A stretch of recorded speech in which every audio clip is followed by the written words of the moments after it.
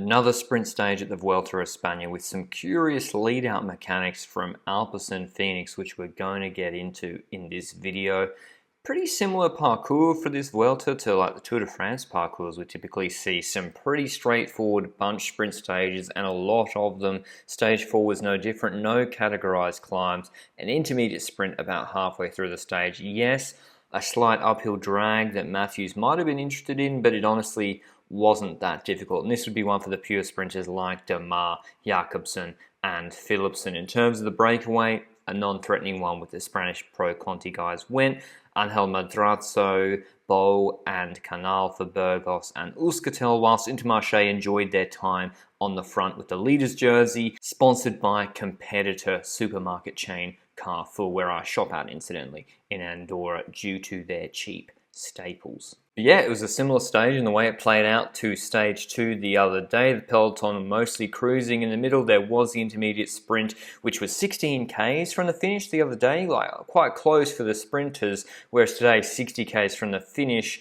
Recovery shouldn't be too much of a problem. Philipsen, Jakobsen, Arenberg all on 50 points, and yet Jakobsen sent Seneschal up the road to take away points from Philipsen, who came second in that sprint. Maybe Jakobsen was worried about tiring himself out or something before he notched a win on the board, so he didn't contest the sprint. Breakaway had a minute gap with 50 Ks to go. Everything completely under control and nothing too much to play for in the next 40 kilometers before the fight for position began. And even the breakaway, I'm not sure if they attacked each other too much to try and get the competitivity prize. There was fist bumps all around. A peace accord has been signed between them apparently, and FDJ got on the front trying to keep De Maar in good position. And this is what I don't understand. Now, let me know if I'm an idiot or if I'm missing something. If it's under 3 Ks to go, and the GC teams, as you can see with Ineos on the left-hand side, are still pushing it really hard to stay in good position, then either the 3-kilometer rule is pointless or I'm missing something. I don't know, let me know down below. But that rule today certainly saved Rein Tarame's red jersey for tomorrow. He came down in a crash with 2.2 Ks to go and they've cut it. You can't really see what happened, but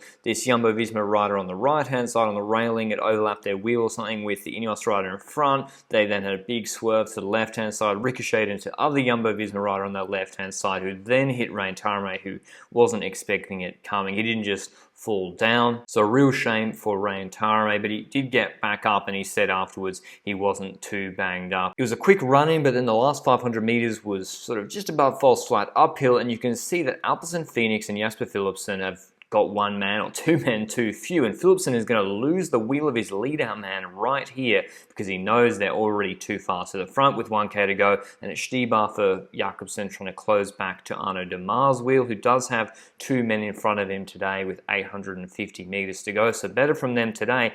And now Philipsen, the wheel he wants to get on is De Maar's wheel right now, and actually Stybar is going to eventually let him get that wheel because through this left bend, FDJ are going to move back to the right, and you can see that sort of brings De Maar's wheel back in front of Philipsen. Stybar yields the wheel with Jakobsen on Stybar's wheel. They've then got a left-hand bend with FDJ maybe being 75 meters too early with Guarnieri, the last man for De Maar, and then a gentle right-hand bend about 150-160 meters from the finish. And here's the curious part of today. Sacha Modolo, I believe, for Alpecin Fenix, it looks like you would think he's coming to bring up Jasper Philipsen on the side of the FDJ train to bring him past De Maar. Philipsen, for whatever reason, maybe it was because they were going through the chicane, he was just off balance. He didn't get onto Modolo's wheel, who once he sees Philipsen's not in his wheel, sparks it with like 400 meters to go. That then causes Guarnieri to have to close that gap. Mezgec was putting Matthews in a pretty good spot, but Matthews switched off onto De Maar's wheel.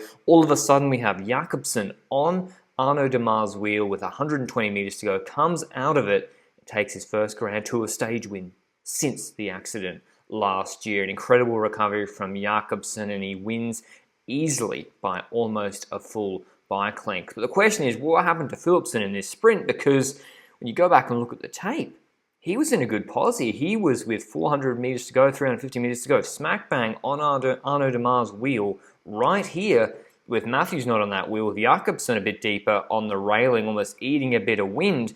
And this reminds me a lot, this sprint, of the Stage 3 Tour de France sprint with the gentle right-hand bend, and Jakobsen is Ewan in that scenario. And Ewan was trying to use that chicane and that right-hand bend to move up underneath Sagan and slide onto Tim Merlier's wheel right here.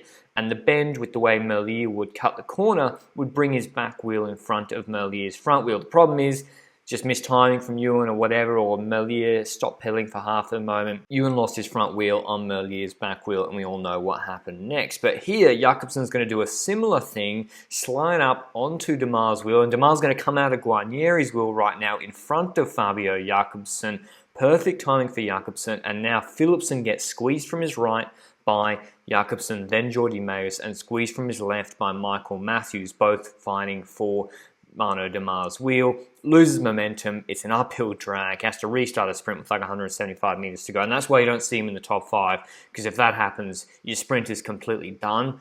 A note on Magnus Cort, I think a really impressive sprint from him today. He was eating wind almost the entire time, and he still came third. Watch out for him. If he's getting a third here in a reduced bunch kick on some of the hillier stages, he could definitely be winning a stage later this Vuelta. But a fantastic win for Fabio Jakobsen. I already expect him to be the man, the sprinter for Deceuninck Quick-Step at next year's Tour de France, and a lot of his colleagues were quick to go over and congratulate him. An incredible recovery from him. He's already looking straight back up to being one of the top sprinters in the world. Matteo Trentin, an ex-quick-stepper, Philipsen giving him a quick fist bump. So really great to see. We've got a pretty good sprint battle on our hands between Démar, Jakobsen and Philipsen. Jakobsen first, Démar second, Cort, then Dainese, Matthews, Alligator, Meeus, Trentin, Philipsen, Manali, rounding out the top 10. Rein Taaramäe maintaining his red jersey, and he'll probably keep it tomorrow. Here's what Jakobsen had to say after the stage. All the GC teams want to be in front, and we understand that. And then 3K from the finish, we tried to take over. There was a small climb, and on the top I could find Bet and Stevie. We went into the downhill, position 15-20, and then Bet just took me to the front, and I could start my sprint on the inside because it was a slight turn to the right, and then I found the wheel of Démar, and you know, I think he was the guy to beat today, and yeah, I just had a little bit more in the legs at the end. It's a dream come true. You know, after the crash, I was a long way back, but I'm happy I'm here. A lot of time and a lot of effort has gone into this by a lot of other people, and I think this is also their victory. I'm talking from all the doctors in and surgeons and medical staff in Poland until my second family here, the team, and everybody in between.